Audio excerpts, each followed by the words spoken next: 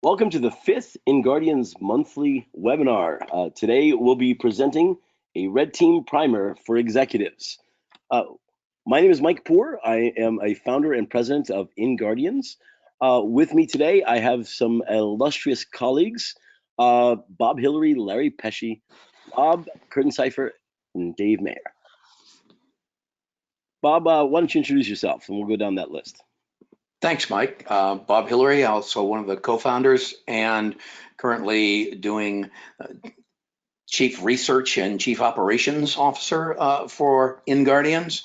The idea is that I look at where things are going and what's happening in the industry and ask the weird questions that our team then has to figure out how to solve. Larry? Howdy, I'm Larry Pesce. I am the Director of Research and Senior Managing Consultant. And in similar fashion to Bob, I listen to Bob's crazy questions, and I oftentimes respond in kind with my own crazy questions that now we also may have to figure out how to solve, as well as working day to day, working with our operators for all of our type of assessment work. Rob? Hi, I'm Rob Kurtencypher. I'm a senior security consultant here at InGuardians, and I am also a red team operator, and I am one of the technical resources that likes to break things and then show you how to fix them. Dave? Hi, this is Dave Mayer, senior security consultant here at InGuardians and also a red team operator. Work on various internal, external web app and anything else you can name that we go and test, as well as red teams. And I'll pass it back to you, Mike. All right, thank you. And we'll get into some of our backgrounds as we go through this presentation. I do encourage you to submit questions through the app here so that when we get to our kind of roundtable discussion and Q&A session, we can try to do our best to answer those questions. We've taken some questions from Twitter and things that people have submitted to us via email as well. So a little roadmap for the next hour. We'll start off with some red team definitions, kind of talk about what red team penetration tests are as far as InGuardians is concerned, and what they aren't. We will go through and do an overview of red team operations, what happens during a red team penetration test from the consulting side, as well as what our clients should expect and how our clients should prepare for a red team penetration test. And we'll kind of wrap up our presentation side with what are some of the things that executives should be looking for when they're choosing their next red team provider.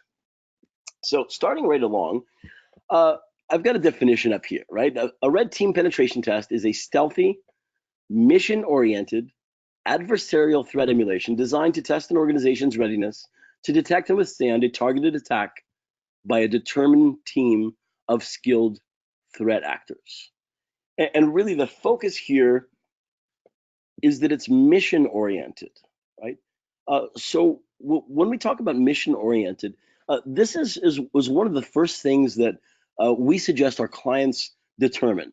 Are they ready for their final exam? Are they ready for a controlled, and I say controlled because oftentimes attackers don't have necessarily limits to time, limits to scope, limits to what they can do once they get into that organization's network. They can be very destructive, whereas consultants certainly try not to be.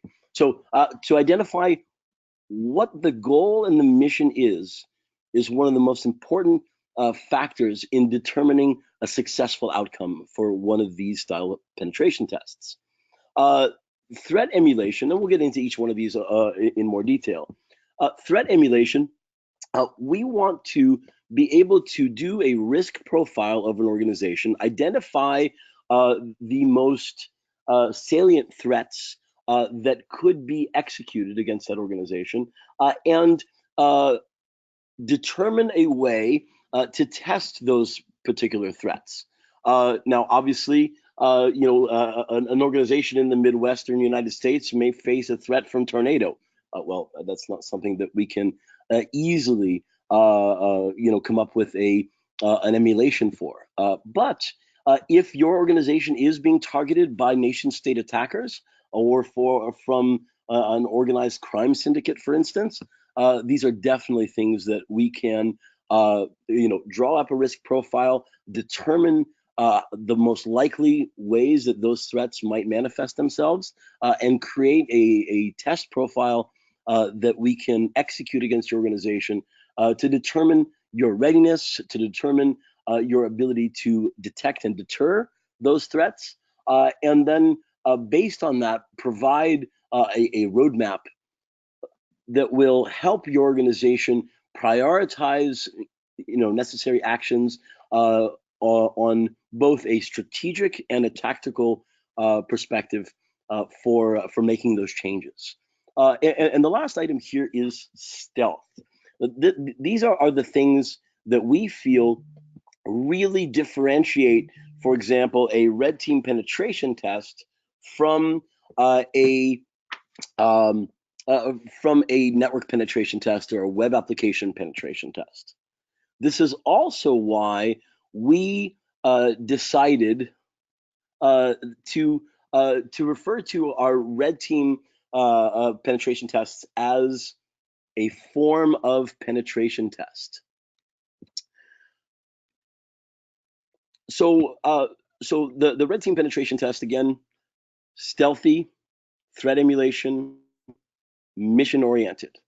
When we were trying to determine what the appropriate verbiage was to go along with a red team penetration test, we looked to the industry, and the industry was all over the place. We understand that kind of from a military perspective, red teams meant one thing, right? And military organizations would conduct red team exercises, for example. Though exercises isn't necessarily the right word to use in a corporate environment for this type of a test. At least that's what we felt. We also have many organizations out there saying that they do red teaming or just calling it a red team, for example. Now, from our perspective, a red team penetration test is a penetration test because the goal of a red team penetration test is to breach your organization and to accomplish a specific set of tasks or missions. For example, just to use an analogy, we offer physical penetration tests and physical security assessments. On a physical security assessment, we will walk through your facilities with your facilities managers and your security team, identify gaps in your physical security coverage. For example, take a look at your entrances and exits, make sure that they are covered both by cameras as well as controls for access. We will determine whether or not your RFID system is properly configured so that it can track people coming in and out of the building, and it doesn't allow people who get to a certain stage without badging in to progress further and so forth. And then we will analyze those results of that assessment and provide you with a report. Now, with a physical security penetration test, we are actually going to attempt to breach your facility. And we're going to examine, draw up a risk profile for the organization, and then identify the paths that we can take to breach that facility. Let's say, maybe we'll clone badges from your employees while they're on smoke break, for example. But the goal there is different, right? A penetration test, the goal is to breach the organization, whereas an assessment is to evaluate and then provide a gap analysis, essentially. So on the next slide here, these are things that a red team penetration test is not. So a red team penetration test is not conducted by a lone operator. So, Dave, why would that be? Well, why can't a lone operator do a red team penetration test? Lots of different reasons there. Sometimes we might be operating 24 hours around the clock and pass things off from one operator to another, or run into a situation where one of us is handling one task while another one of us is setting up something else. Maybe we have part of infrastructure get burned and we have to start shifting to something else and change some things there in the background, and we have another person start working on that.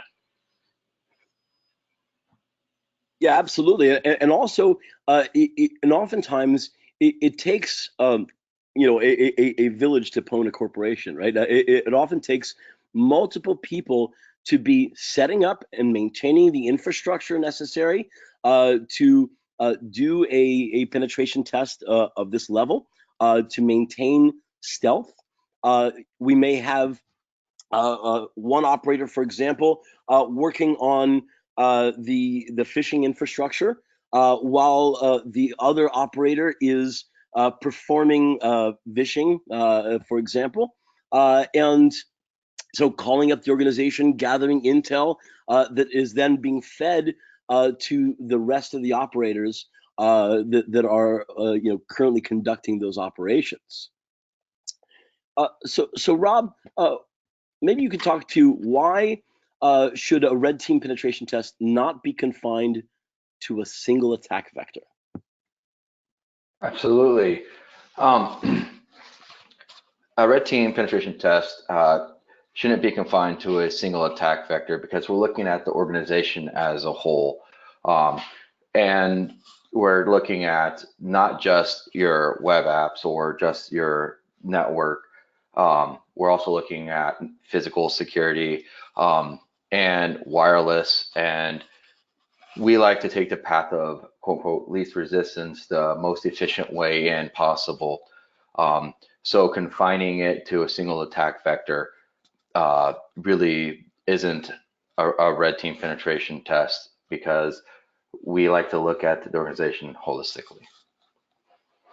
Absolutely, and it's one of those things where when we look at essentially a single domain, like you mentioned a number of them, a web application or an internal network pen test, for example, in those we're going through and iterating through each of the vulnerabilities or risks that we identify and attempt to compromise them. With a red team, your goal is different. Your goal is, to identify the risk profile of the organization. All right, their biggest risk may be to reputation. Their biggest risk may be if you actually manage to get somebody physically into this particular server room and have hands-on that machine, that may be their biggest risk. And when we look at how do we get somebody into that physical room, it may involve all of those, right? It may involve a social engineering attack, for example, to get information. Then it may involve actually a web application attack to add that person that is going to be going on site, that operator, into the badge and ID access management program. Then it will involve physical, somebody actually going there on site. Then once they're on site and they're in that room and they're touching that server, it may involve network operations where we're actually shoveling shell back out through their network or through a cellular network or something along those lines. So it really needs to encompass all of these different attack vectors, and we need to kind of make it clear that while hindering scope on a network pen test, for example, is kind of part of standard operations, with a red team penetration test, the scope needs to be at least mostly uninhibited and unencumbered by restrictions. When we're looking at determined attackers at that level, these determined attackers may stop at very little to compromise that organization. Obviously, this is where working with an organization that has a lot of experience, that has the ethics necessary to do this is extremely important. But this is something that executives should keep in mind when they're trying to identify whether they need a red team penetration test, and when they're procuring one, that they should understand that it is a massive undertaking, both on the client side and on the consultant side. That touches on the next point, where a red team penetration test is not severely limited in scope. I say that it's not severely limited in scope, meaning that there can be certain limits in scope, obviously. If we're going against, for example, a power generation company, or if we're going against a large commercial manufacturing organization, there are facilities, there are processes and other things in place that can't be tested. So we understand that. But overall, we should point out that when we're conducting a red team penetration test, most things should be on the table. And a red team penetration test is most definitely not a vulnerability assessment or a gap analysis. It's not designed to test every possible vector of attack. First of all, our operations are designed to accomplish goals and accomplish the mission at hand. They're not necessarily designed to test every possible weakness within the organization. So while a client may want to purchase a red team and conduct one, and at the same time maybe get extra bang for their buck and do a gap analysis against a certain audit framework, for example, it's not designed for that. In fact, that severely hinders our operations, and it really dilutes the results of a test. So, when we get to selecting vendors and so forth, one of the things that we suggest is that if that vendor does provide that all these additional services and wants to tack them on for an upsell, make sure that any services outside of the red team penetration test are conducted after the red team penetration test is done. That way, one, you don't burn all of your tactics and your techniques and so forth. Don't burn the personnel that is going to be conducting those tests, so that that level of stealth and that level of sophistication of attack can be maintained all the way across the board. Now, the last one here, this may be a little controversial to some people, but a red team penetration test is not inexpensive. So, first of all, at the top of the list, you're hiring highly skilled attackers that have training, experience, have ethics, that are leading the industry within this particular aspect of InfoSec, for example, and that kind of talent doesn't come inexpensively. Bob, there are some other things to this. Is there anything you'd like to add to the fact that they're not inexpensive? Certainly. Thanks very much, Mike. The key point here is to understand that if you're really trying to test your environment and see how it will respond to a real-world attack, there are no discounts. There are no shortcuts that you want to take, because you won't really have real answers. Remember that when we do adversary emulation, and by that what I mean is we don't pretend, we don't have training wheels on, we don't limit the types of tools or the attack vectors that we use to do a red team penetration test. We actually come in and try to think like and act like the real threat players out there, whether they're nation states or adversarial groups of hacktivists or anything else in the way of criminal organizations that are trying to break your networks. So this adversary emulation isn't cheap. And it also isn't just us as the consultants or the team doing the test. It requires that a client have at least one person as an active point of contact who's knowledgeable, who also has some internal authority and the ability to call other people with higher authority. For example, if we were to conduct a test and come up against the edge of whatever the scope might be, call it rules of engagement, if you will, that we're about to get close to something, either in power generation or a hospital or a financial organization, that gets everybody a little bit nervous. We would relay that information to the point of contact, who's sort of a referee, if you will, and that person has to be able to make a decision, to evaluate the information that we provide, and then decide if the decision is theirs or has to be bumped up to someone higher in the client's organization. Otherwise, you run into the potential risk of breaking something you didn't want to break. But it clearly provides a real world example, because the bad guys aren't going to pause. They're not going to wait, and they're not going to ask. So it requires internal preparation on the part of the client, internal staffing on the part of a client, and we as the consultants come at it from a variety of different angles, including the time it takes to do research about your organization and your infrastructure. So you don't want a shortcut if you're doing a red team penetration test. And if you really need a shortcut, you should be doing a different kind of test. Thanks, Mike.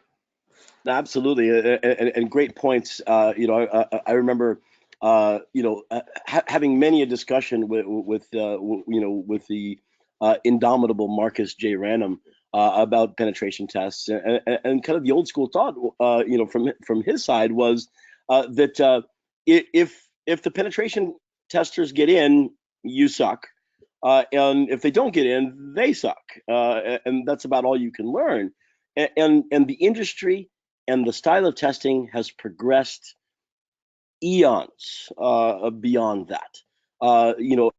As Bob alluded to, it's not just inexpensive, from the consulting side, but also from the client side. There's a lot of investment that needs to be done on the client side, a lot of work that needs to be done on the client side to both prepare, to conduct the operations, and then to absorb and to put into practice the strategic and tactical essentially findings and recommendations from these tests. And just for the folks that are listening in, appreciate the questions. Keep them coming. We'll get to the end of the slides in a short while here, and then we'll go into the Q&A. We'll start answering all these questions that haven't been answered up to that point. So what to expect from a red team penetration test? Paperwork. We might as well start here at the beginning, right? So the paperwork is extremely important. Now, when you're thinking about doing a red team penetration test, right?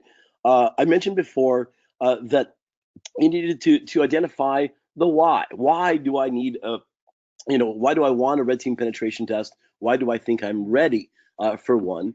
And in this process, when you begin to speaking with a consulting company to conduct one of these, one of the first things that you should be discussing are the rules of engagement. What things are in scope, what things are out of scope. How should you as a client expect the operations to be conducted? When we say that we will be doing, that we will include, for instance, in our attack vectors, physical. Well, what does that mean?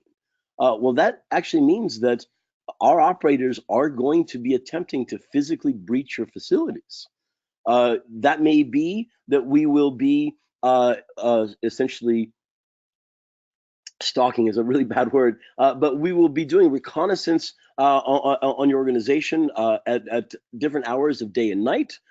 We will be looking for opportunities to breach those facilities day and night. Be those opportunities, be they physical, actually, climbing through, different points of access, using digital and physical devices to gain access into secured facilities, all while attempting not to be detected. And one of the things, to Bob's previous point there, is that when we're on site and when we're doing these things, right, there's a point at which we succeed at that particular task, and then it's a chance to escalate.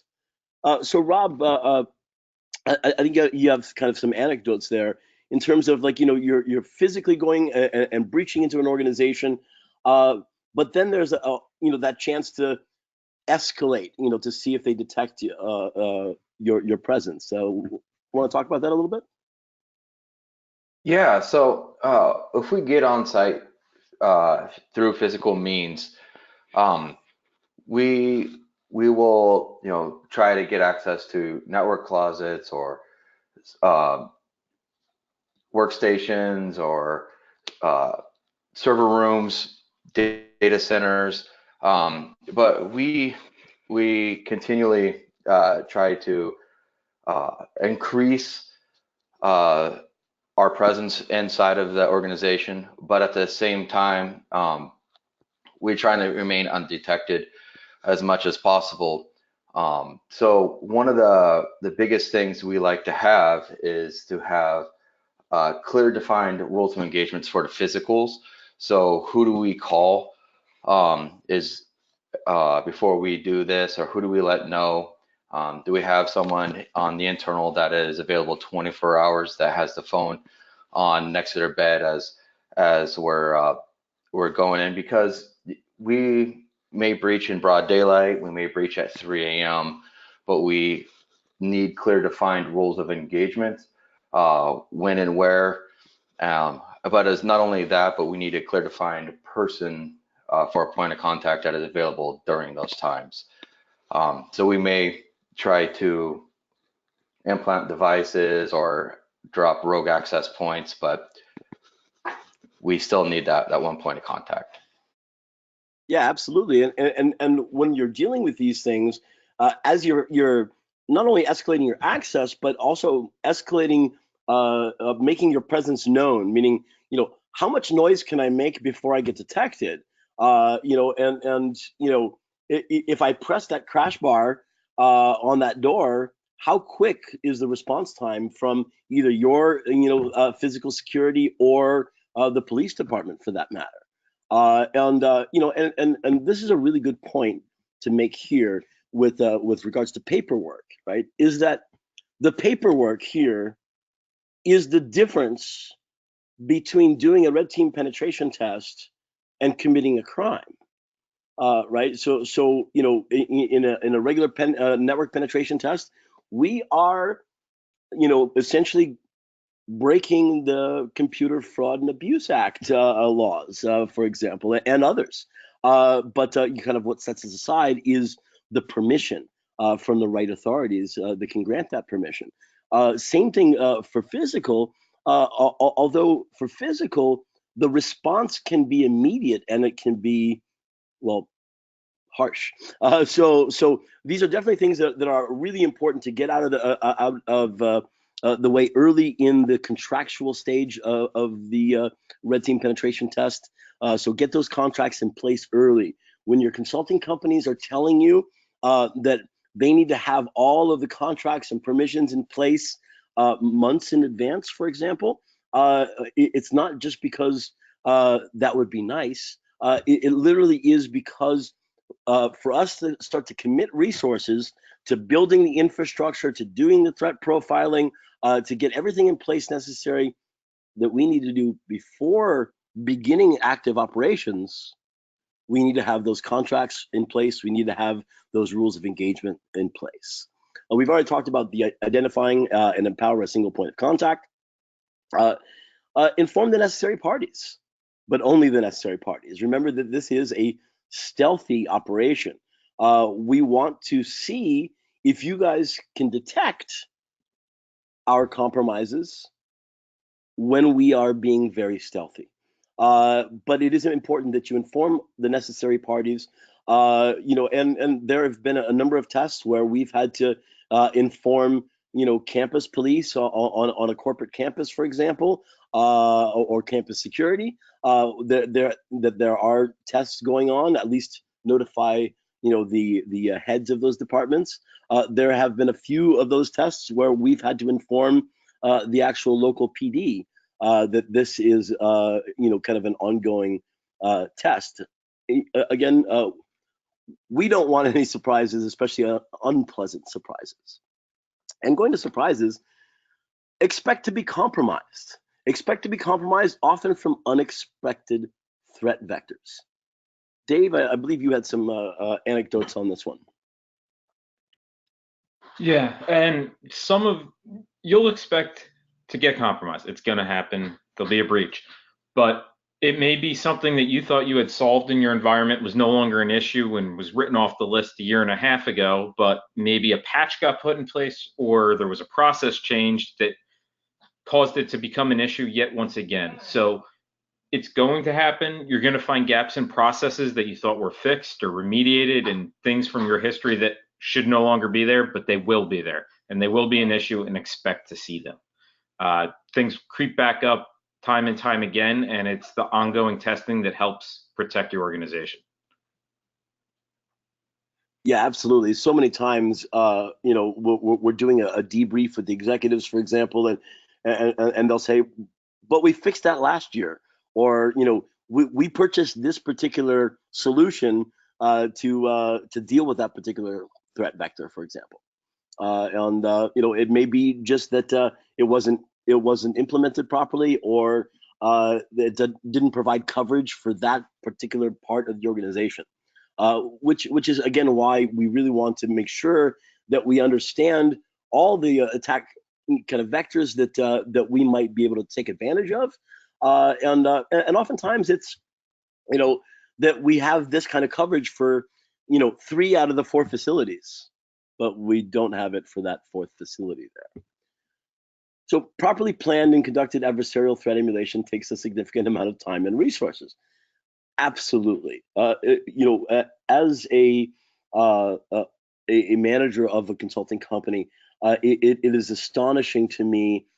We've been in business since 2003, and fortunate enough to start this company with some of the best practitioners in the industry, with enormous amounts of experience, for each one of them, and the level of infrastructure required to do our jobs today is vastly larger and vastly different than the landscape of infrastructure that we needed in 2003. The amount of planning, the amount of change in that infrastructure is staggering from engagement to engagement. The amount of domains that we've purchased, for sometimes for each engagement, so that we have multiple domains that we can use for phishing, and for other infrastructure things, is surprising, to me. These are some of the other reasons why this style of penetration test is not something that is easily done essentially on the fly or cheap. The other thing is that the consumable, the deliverable for the client for a red team penetration test is quite different than let's say from a network penetration test or a web application penetration test. With a web application penetration test, I expect to see an executive summary, a list of findings and recommendations and conclusions and so forth. From a red team penetration test, it's much more about the attack path and the narrative instead of that list of vulnerabilities. Now that there are going to be findings, there are going to be recommendations and conclusions and so forth. There is going to be an executive summary, but really the meat of that report and the analysis is the attack path. How did we get from point A to point Z? How did we accomplish the mission at hand? How did each of the individual tasks lead to that compromise? We've always heard that it's the weakest link in the chain that that causes that kind of failure. All right. So, how do you prepare for a red team penetration test? When we're looking at mission oriented, right? Define the goal and the purpose of the test. Why do you want a red team penetration test? One of the questions here, was how do I know when my organization is mature, right, and ready for a penetration test? Well, let me give you an anecdote, right? Many years ago, an organization came to us and said, we want, a penetration test, and in fact, we want a massive list of services conducted during this penetration test. We want war dialing and web application penetration test and physical and internal and external and so forth. And it was a massive amount of work. When we scoped that work out, I believe that the original scope of the work came out to roughly $200,000 worth of work, a massive penetration test, no matter how you want to slice it. The client, balked, told us that our quote was essentially 3 times higher than their highest bid. So we asked them to explain a little bit, and also to see, whether we could refine the scope, because literally, if we were to do all of the things that they were requesting us to do, that was kind of what we had come up with. They followed up by saying that insert one of the big 4 consulting companies had done their previous 4 years worth of pen testing for $50,000 a piece. And on the previous 3, they had given them a clean bill of health. So we refined the scope. They really wanted to go with us, which we certainly appreciate. And we refined the scope down to roughly $70,000 worth of work.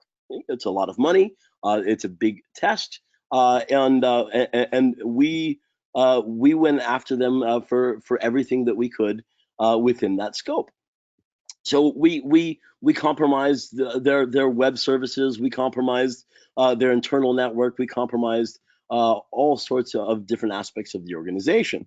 When we compromised their web services, we identified that there was an attacker that was present on their externally facing retail web services, and that attacker had a foothold in the organization for over 3 years, which we found a little bit kind of ironic, because that big consulting company had given them a clean bill of health. Now, we've been in business since 2003, and we have never given a client a clean bill of health. We've given them high grades and high marks, but never a clean bill of health. And fast forward over time, we've worked with this same organization now for many years, and now they do multiple targeted tests every year, as well as a overarching red team penetration test, and each and every time it gets harder and harder to gain a foothold and to accomplish our missions as set out by the red team rules of engagement, and not because they're confining the scope or they're restricting us, but because their defenses have improved. So the biggest thing for me to take away from that is that be prepared to consume the report and the deliverables, and then take action upon, based upon them, so that you can improve your organization's security posture. I mean, that's the end goal here, is to come out stronger than you were before, to understand what the real threat is, if somebody were to execute upon that. So, realize that your organization is under threat from a team of highly skilled attackers. Now, you're probably always under threat from a team of highly skilled attackers. You don't always pay them directly. You do pay for it. And you most often don't get a report based on what they do, right? Because criminals are attacking our organizations on a regular basis. If you're going to do a red team penetration test, what I highly recommend is that you work your way up to it, right? In kind of the years of experience that we have in doing these services, we highly recommend organizations do security architecture reviews, right? This is one of the best tools that you have to kind of examine your organization with a lens and a bright light, to identify kind of the gaps, identify the process, as well as the individual tactical things that you can do to improve your security. Following an architecture review, right? Conduct targeted penetration tests, right? If you're a large web app shop, target those web applications. Identify, the systemic flaws that you find, and fix them. Code reviews and other things, right? Then, once you have essentially fixed the low-hanging fruit, then you should be, getting ready for something like a red team penetration test. These kinds of tests are not for every organization, and they're also not for every organization that needs one just now, right? Because you need to do quite a bit of preparation to get there. When it comes to threat emulation, well, you need to match your defenses to that threat profile. Understand those motivations behind the threat actors that are attacking your business. When we do a risk profile of an organization and a threat profile of an organization, we try to figure out, well, what kind of groups are going to go after them. Is it a nation state? Is it industrial or corporate espionage? Are they competitors? Or crime of opportunity, for example? Is it and then you also have, the potential evil insider, disgruntled employees, or gruntled employees for that matter, I guess, right? And then on the covert operations side, up your detection game, right? So, and this is, notice, before, as you're preparing for a red team penetration test. If one of the things that you're paying for is that the team that is coming against you has the capability of doing these operations in a covert way, well, it would pay to up your detection game. Because if you don't have the detection game in place, paying for the covert side is throwing your money away, in my opinion. Don't get me wrong, I'll take it. But for you to get the most out of these types of engagements, these are the things that we suggest, right? Integrate in some fashion physical and cyber threat analysis, right? You have your physical building facilities personnel, and you have assuming your cyber threat analysis and intel, whether it be outsourced or insourced.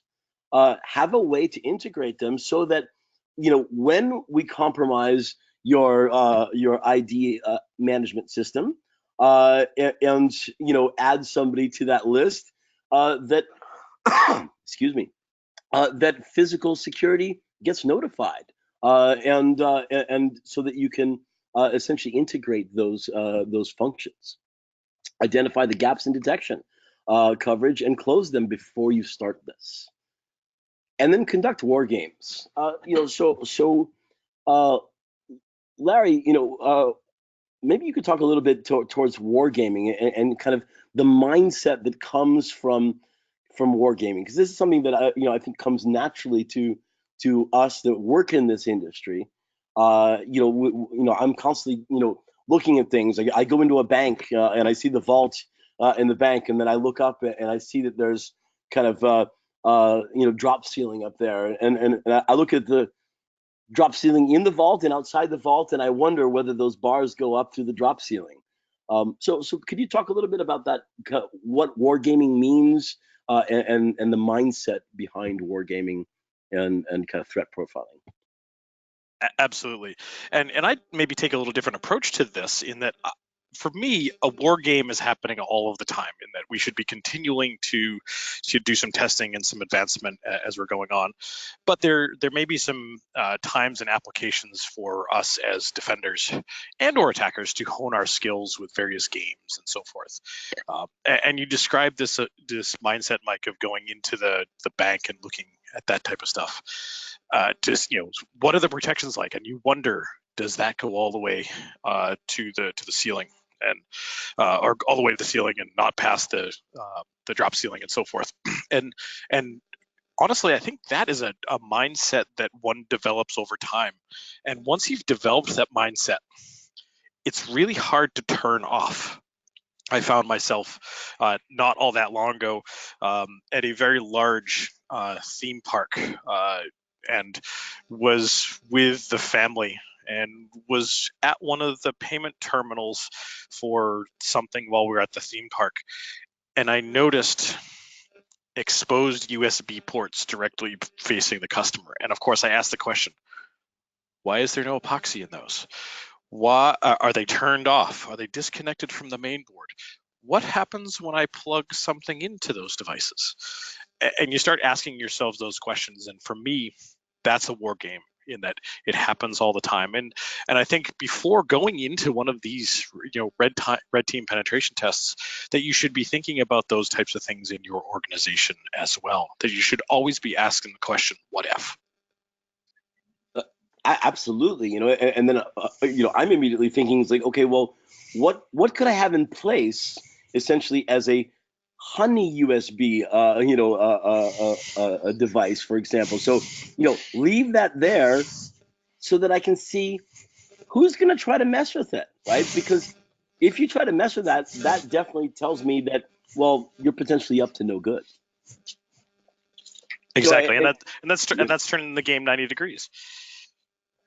Absolutely. I remember right after 9/11, my mother-in-law at the time worked for a very, very large association that dealt with chemical manufacturers, just to not mention exactly which one. But she called me up one day and she said, hey, Mike, we went through and we were thinking about this, and we thought, it probably isn't a good idea for us to be publishing all this information about, where our chlorine depots are, and these types of things. So I called all these manufacturers up and we organized, and we've taken that information down. And the first thing I said was, you've just lost control of the information. And I said, well, what do you mean? I said, well, first of all, they can still find this information, whether it be on Google Cache, and we can deal with that too.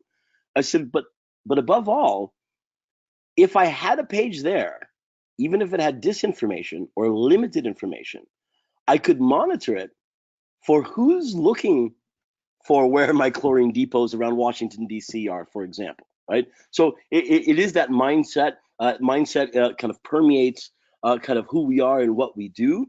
But for clients, I think it's really important especially when you're preparing for a red team penetration test, to ask yourself the questions, right? What are the biggest threats to my organization, right?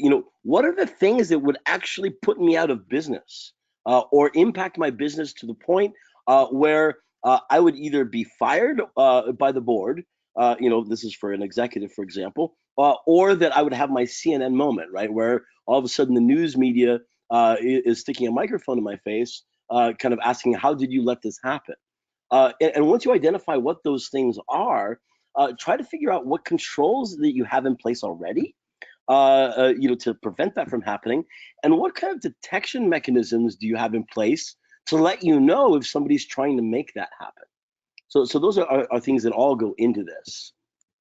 So, kind of from a very, very large overview here, we talked very briefly now about threat profiling, right? So Dave, why don't you talk a little bit about infrastructure preparation? What kind of infrastructure do consulting companies kind of need to go about having and building for each and every new red team operation that they're going to conduct? Thanks, Mike. So there's going to be a lot of work put in ahead of time in building out infrastructure. Things that need to get built out are mail servers, getting websites up and running for sites so that they look realistic, get categorized, and in all essence, basically are real and function real from anyone else viewing them. Other work that has to get done there is setting up command and control servers and working on getting those secured properly so that all the logs are coming back to secure systems, as well as those controls going back and forth looking legitimate. And then even further steps, creating payloads so that they'll execute on internal machines at the target organization, but then not executing, say, if an employee forwards an attachment to their home machine, so that it won't run at home since those machines are not in scope of testing. Some other items are you are going to have stuff get burned from time to time that you're using during operations. And you need to account for that, be ready for it to happen, and be able to pick up and keep on moving. So we have to keep that infrastructure up and running all the time so it's ready to go when we need it, and then constantly add to it so that when something gets burned, we can keep moving and we're not stuck grinding our wheels trying to get new servers spun up in the middle of an op. Yeah, absolutely. And time again, this is something that is happening, and it's a good thing, right? It means that our clients are responding. They're noticing things. They're blocking domains. They're issuing takedown requests, for example, and maybe even starting SEC investigations. Based on the things that they are doing on normal day-to-day business operations. So definitely kind of from the consulting side, there's a lot that goes into this. We've touched upon kind of the active operations and things that are happening. And oftentimes what clients don't see is that almost as much time that goes into breaching organizations and preparing and doing the necessary OSINT gathering and stuff like that goes into the analysis of the results and reporting, because at the end of the day, the report is our deliverable. That report and our briefings that we do for executives and technical staff, these are the things that are going to be the lasting changes, essentially, that are spawning the lasting changes within the organization. So much of our effort needs to go in to processing, analyzing, and then reporting on those operations. So when you're looking for a vendor to conduct red team penetration tests for you, first of all, just go to inguardians.com. Done. Just kidding. But you really should look at the experience of the team and the talent that they have on board. Who's going to be doing these tests, right? Are they, and we can use the stereotypical. Are they kids just out of college, or something like that? None of that really matters, to me, in terms of kind of where they are in their life and how old they are. What matters is what is their experience. How good are they at what they do? What do they bring to the team? And that goes from everybody, from kind of administrative assistants and sysadmins, to the operators that are going to be doing the kind of some of the real kung fu that is client facing, to everybody up the chain. This is a collective mission, and everyone on that mission brings something to it that is necessary. So the better the team, the more extensive the talent, the experience that they can bring to bear to one of these engagements is critical. I put industry leadership here because the red team penetration tests that are being conducted today, this is a hot topic, right? It's one of those, industry buzzwords. It's a big service. Lots of people are coming to us looking for red team penetration tests, and many companies are trying to get their foot in the door, and they may be just starting out. Well, we're an infosec vendor, and we do red teams. We do red team penetration tests. We do red team exercises. We do red team assessments. But how long have they been doing them? How long have they been creating tools for others to use? How long have they been teaching other practitioners how to conduct this? And do they have the talent on board to be able to teach your team how to do many of these tests, how to develop that mindset? Ethics, right? I mentioned earlier that the main differences between a red team penetration test and a criminal syndicate going after you, is going to be permission, payment, and ethics. These are some of the standouts. And report quality, right? Given that everything that we do up until you receive a report is essentially magic, right? And I use that term loosely. It's all this kung fu. It's great stuff. It's really, it's technical. It's interesting. It's fascinating. Some of it could be a movie. And no, I'm not talking about the Tiger Team TV series. But when the metal hits the road, it's about the report quality. It's, can we give you a set of summarized findings, action items, and a narrative to describe the attack path that we took to get from point A to Z in a way that you can synthesize that into actionable tactics and strategic changes that you can implement within your organization.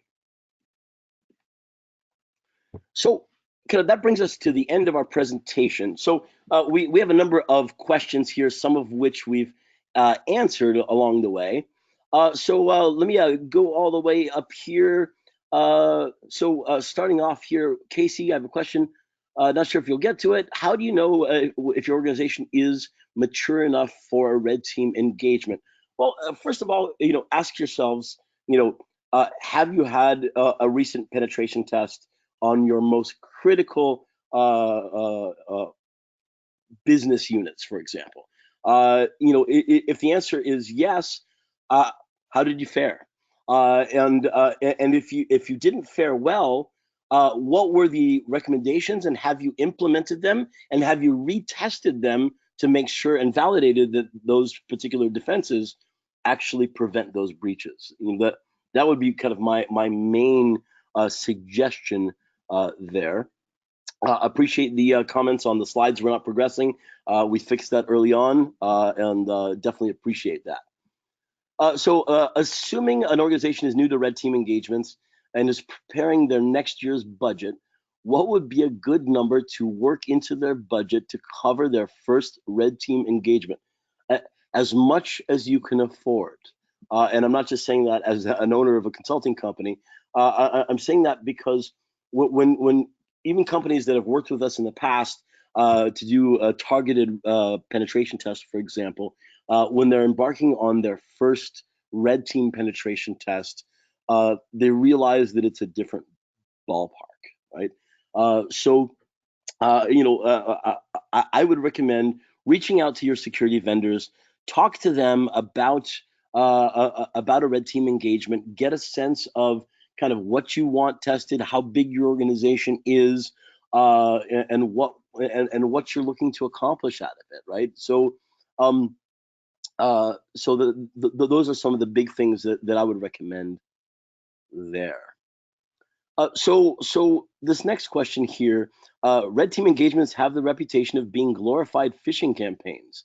We all know our employees are susceptible to phishing and doesn't help to solve the problem. How are red team engagements different from their reputation, and how do they help an organization? Furthermore, how does the report compare to your standard internal and external pen test report, which provides the best actionable report? Wow, there's lots of parts to that. So, you know, I'll turn this over, part of this over to Dave, for example. Dave, would you take that first part, which is, how is a red team penetration test not just a glorified phishing campaign? So during a red team, we'll start out, phishing could be one component of it. It's not always the entry point. When physical is involved, it could be involved getting in onto your location, getting onto the network that way, and getting a connection back to command and control.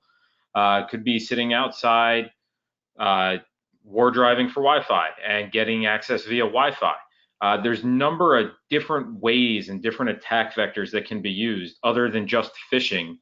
And phishing has gotten a lot better depending on companies and their level of training with their employees of not gaining access that way. And we've run into having employees not reporting internally to their company our sites for phishing, but reporting them to other outside agencies as well for being a phishing site and getting them categorized so that they're no longer able to get through content filters.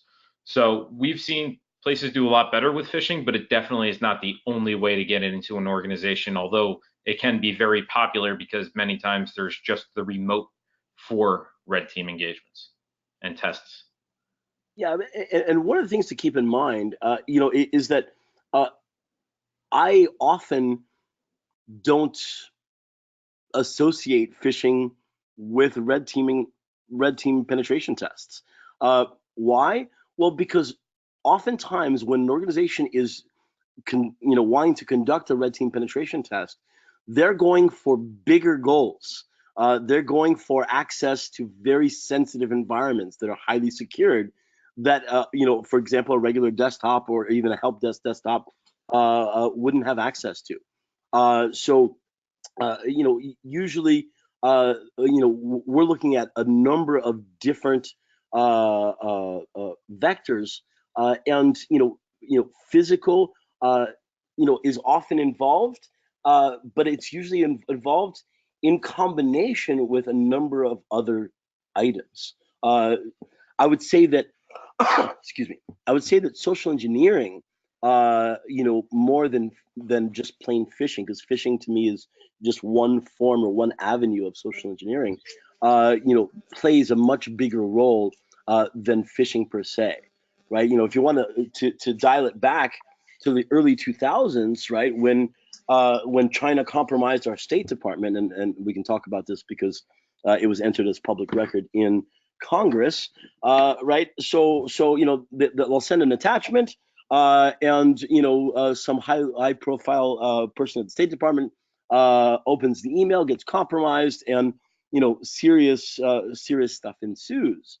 As Dave mentioned, many organizations' preparations have really essentially been bolstered, not just teaching our users, but in isolating their workstations and segmenting the network, so that when their users do get phished, when their workstations do get compromised, they don't have access to the keys to the kingdom.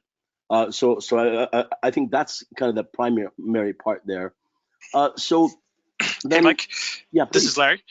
If I may, for 30 seconds on that one, and I think this is also a great opportunity for you working with whichever consulting company you choose to understand sort of what the risk is and how you go into one of these types of red team penetration tests. In that, if you know that phishing is something that your organization is going to fall to based on, it's going to happen, then consider starting past the phishing don't waste the time on all of the recon for figuring out which email addresses and those types of things, and get more value for your dollar by using like like the concept of a white flag type of event or seeded access.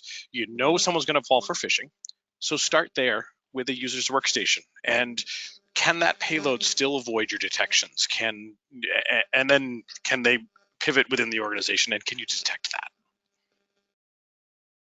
Absolutely. That's a great point, Larry. Appreciate that.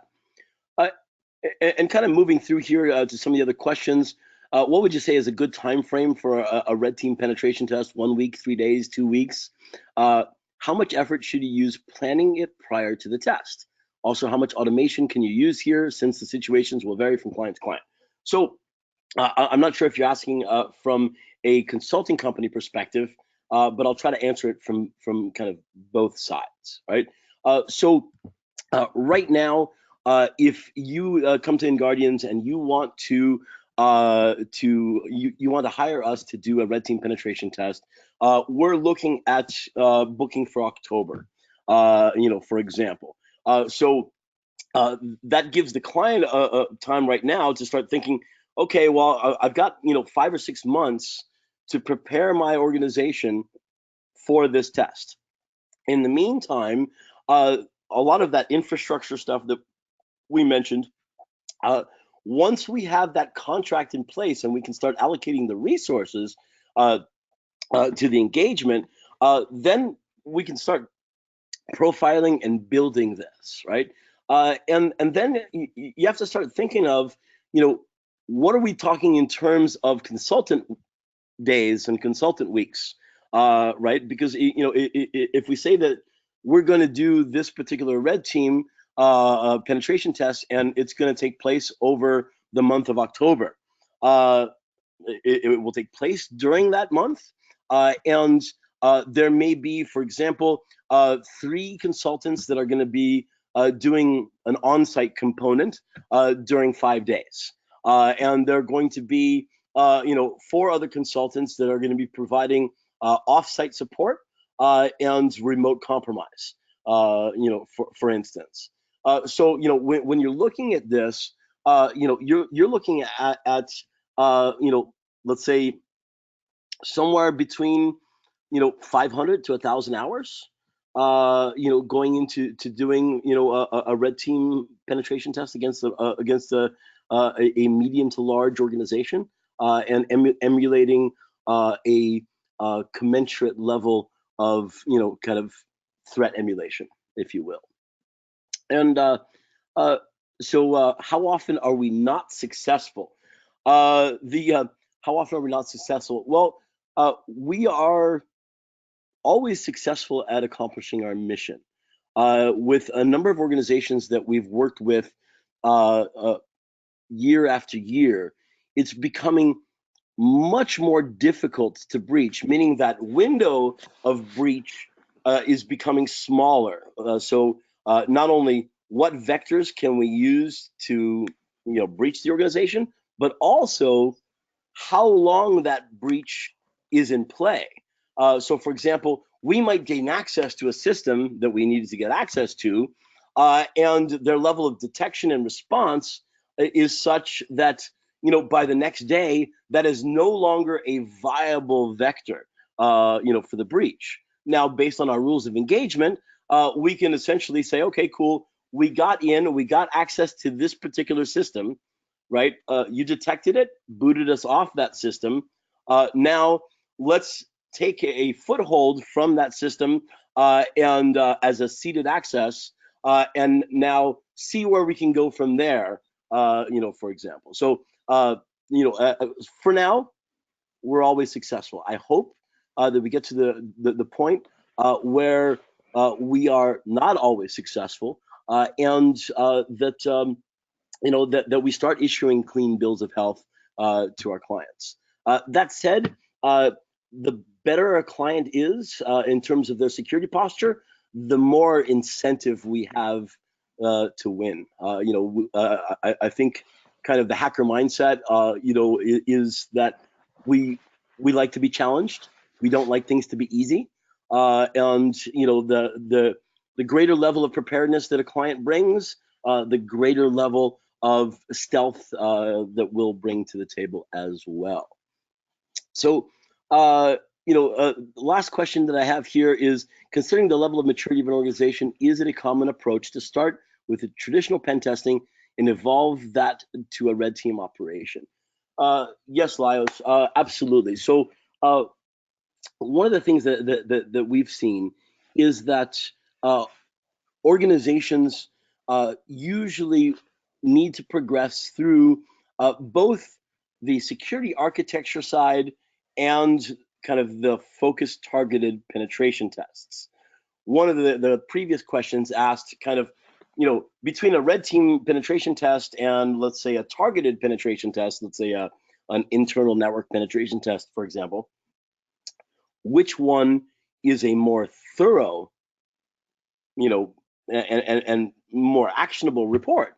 Well, in my opinion, it's going to be that targeted penetration test is going to be more thorough, because we're actually going to explore all of the risks that we identify, and we're going to execute upon the ones that we feel are most likely to succeed. Whereas with a red team penetration test, we're focused on accomplishing the mission of breaching your organization and accomplishing the tasks that are laid out in that rules of engagement. It's not, let me test and try to exploit every vulnerability and every vector that I find. That I think is a really, really key difference there. If you're looking at trying to see how your organization will fare with a targeted, skilled, determined group of attackers, the red team penetration test is your final exam. But leading up to it, you should be doing both a lot of work on the security architecture, which is identifying the controls and audit measures that you have in place to detect those controls being violated, examining and building your processes internally, both tactical and strategic. And once you get to that point, and you've done a number of targeted penetration tests, then you can move to that final exam of doing a red team penetration test. And I say final exam, year in and year out, these are the things that your attackers are doing to your organization. So it would, to use that advanced persistent threat, kind of concept, the persistent is probably the most important, because your attackers that are determined to get in are going to be persistent, not only getting in, but getting back in, maintaining access, covering their tracks. So these are the things that you should be testing for as well. Well, that brings us to the end of our webinar. We're 13 minutes past the hour. I appreciate everybody joining in, and those of you that are listening to this in the future. We have just a couple more things. Next month, we have a webinar on Packet Ninjutsu.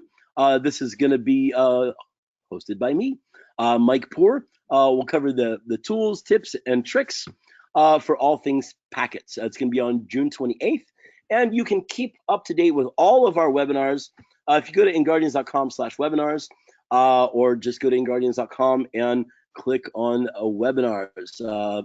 Those will be up to date. We also have a weekly executive briefing where we pick a topic that we think that you and your executives should be thinking about. Sign up. The link is in the slides. And last but not least, we have the contact information for not only our company, but today's presenters. So I want to thank everybody that attended, and my fellow panelists. Really appreciate you being here and supporting us. And we look forward to seeing you in the cybers. Much appreciated.